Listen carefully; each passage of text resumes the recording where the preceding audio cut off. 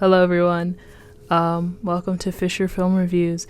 This is my first one, trying something new, and today we are going to be talking about The Materialists. So this movie, if you don't know anything about it, it was directed by Celine Song, who also directed Past Lives, and it stars Dakota Johnson and Pedro Pascal.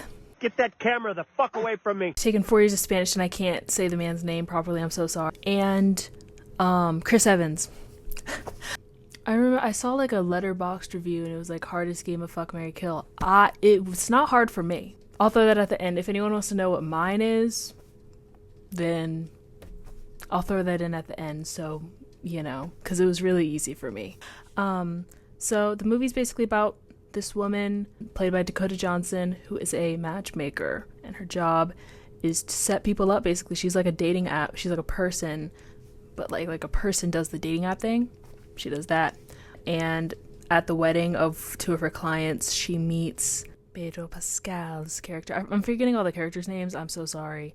They start dating, and at the same time, her ex-boyfriend comes back in her life. So yeah, that's all I'll really say. Because honestly, there aren't really spoilers in this movie. I guess the spoiler would be who she ends up with, which I'm not going to say. So I'm going to start with the pros of the things that I liked about the movie. I like how the movie looked. And I say that about every movie that I watch, where I'm like, well, I liked the cinematography, but I really loved like the film grade and the color grading.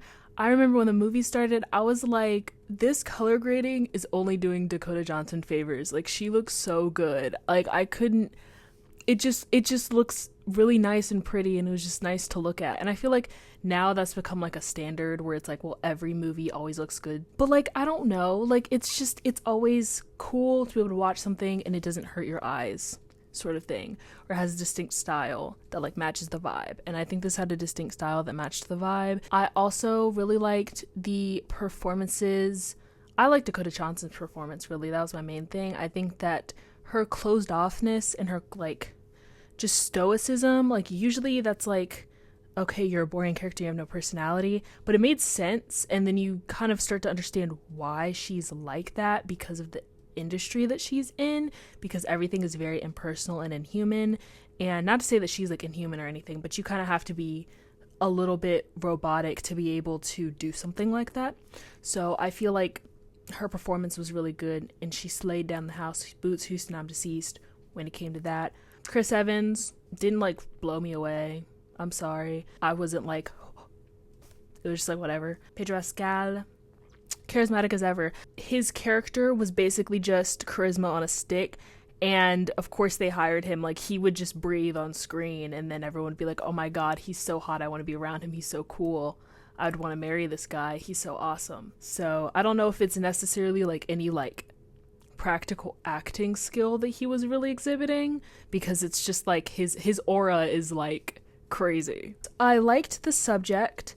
As a young woman who has toyed with the idea of dating and has seen other people date, it felt very topical. In my youth, not even 20 yet, in my younger years, I used to kind of be like that, where I was like, I want someone who's like this, this, and this. As I've gotten older, I've been like, well, I can't just be like, oh, I have to have all of these things. Like, it's like you have to be like, well, you're just dating people. You're just trying to find someone that you can hang out with for a while, preferably the rest of your life. Like, you're coming up with someone who doesn't exist. Freaking How to Build a Better Boy, Disney Channel, they locked in on that one. They knew what they were talking about, because you can't just build a boy. You have to find somebody who you like, and then you gotta take them as they are. Not everything, because some of you people are insane and you don't deserve to be taken as you are. But we have our issues, and you have to compromise in order to have relationships with people. And I really liked how it explored that. I thought it was really interesting. Getting into some of the like cons, I guess, and like stuff that I saw other people talking about, which I kind of understand, was it didn't feel like a rom-com.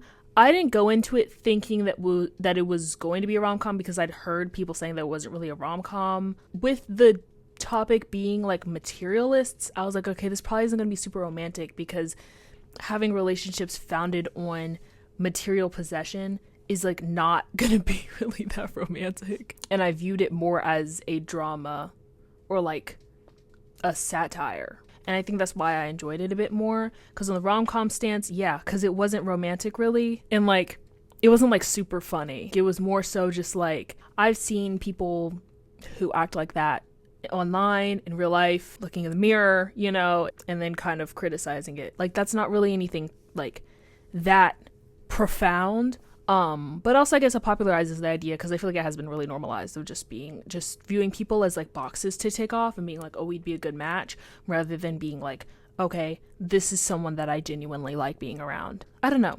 So yeah, on that front, didn't really fall into the genre. I don't know. I didn't think the pacing was bad. Like, I was generally having a good time. I would say if you liked past lives and like the topics sound interesting to you, then you should definitely go watch it. If you just want a rom-com, if you're like, oh my god, I want a freaking rom-com that I'm just gonna die laughing at, it just pulls up my heartstrings, this isn't really gonna be it for you. Because also, for the relationship that ends up prevailing, it doesn't feel very romantic, I guess, and I wasn't really convinced of them actually loving each other. Like, it kind of felt like it was based upon other factors. I don't know, I don't want to say it without spoiling anything, but it didn't feel like they actually liked each other. It kind of felt like they were trying to convince me that they were in love, and I was like, I don't really see it. Like, I didn't think that they were genuinely going to end up together.